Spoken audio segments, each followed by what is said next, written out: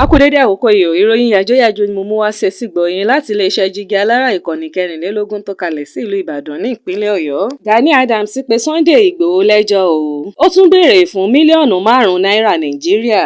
Ìròyìn tó ń lọ káàkiri báyìí ni wípé Ààrẹ Ọ̀nà Kakanfò ilẹ̀ Yorùbá Ìbà Gani Adams ti pe ẹjọ́ tako ajàfẹ́tọ̀ọ́ ọmọnìyàn tó ń pè fún ìdásílẹ̀ Yorùbá Nation Sunday Adéyẹmọ tí ọ̀pọ̀ mọ̀ sí Sunday Igboho. Ilé ẹjọ́ gíga ìpínlẹ̀ Ọ̀yọ́ ni Gani Adams gbé ẹjọ́ náà lọ tó sì béèrè fún bílíọ̀nù 5 náírà lọ́wọ́ Sunday Igboho. Ẹ̀sùn sí Ìbà Gani Adams fi kan Sunday Igboho ni wípé ó ká ohùn òun sílẹ̀ lásìkò tí òun bá àwọn èèyàn kan sọ̀rọ̀ lórí fóònù láì gba àṣẹ lọ́wọ́ òun tó sì fi fọ́nrán náà sí orí ayélujára.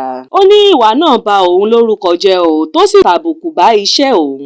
Ààrẹ Ọ̀nà Kakanfò ní òun béèrè fún ẹ̀tọ́ òun o lábẹ́ òfin Nàìjíríà. Ó ní ṣíṣe àgbéjáde ohun tí ẹlòmíràn jọ ń sọ lórí ẹ̀rọ ìbánisọ̀rọ̀ látọwọ́ Sunday Igboho ó jẹ́ ohun tó lòdì sí òfin tó sì ń bani lórúkọ jẹ́ fún ipò Ààrẹ Ọ̀nà Kakanfò tí òun dì mú. Ó ṣàlàyé pé ìgbésẹ̀ náà jẹ́ títẹni lójú mọ́lẹ̀ o. Òun sì nílò owó náà láti fi ṣe àtúnṣe orúkọ òun o. Gani Adams béèrè pé kí ilé ẹjọ́ kéde ìwà tí Sunday Igboho hù sí òun ní oṣù kẹrin ọdún 2024 nípa gbígbé ohùn òun sórí ayélujára láì gba àṣẹ lọ́wọ́ òun, èyí tí kò bá òfin mu rárá. Àtẹ̀jáde kan tí Gani Adams fi síta ni wípé láti ìgbà tí Sunday Igboho ti fi fọ́nrán náà léde ló ti ń dàbùkù bá orúkọ òun. Ṣáájú ni Sunday Igboho ti kọ́kọ́ wọ́ Gani Adams lọ sí ilé ẹjọ́ fẹ̀sùn wípé ó pe òun ní agbanipa àti pé òun lọ́wọ́ nínú ikú Bọ́lá Ìgè àti Frayo. Ilé ẹjọ́ gíga ìpínlẹ̀ Ọ̀yọ́ ni Sunday Igboho ti pe ẹjọ́ náà nínú oṣù kẹrin ọdún 2024. Kò ní jù báyìí lọ lórí ìròyìn Yajoyajo fún ti àkókò yìí. Ẹ máa bá wa subscribe sí ìkànnì jígí alára ìkànnì 24 tó kalẹ̀ sí ìlú Ìbàdàn ní ìpínlẹ̀ Ọ̀yọ́. Orúkọ tèmi ni Afọláṣadé Abbas láti ìlú Ìbàdàn ní ìpínlẹ̀ Ọ̀yọ́. Ẹ ṣé púpọ̀.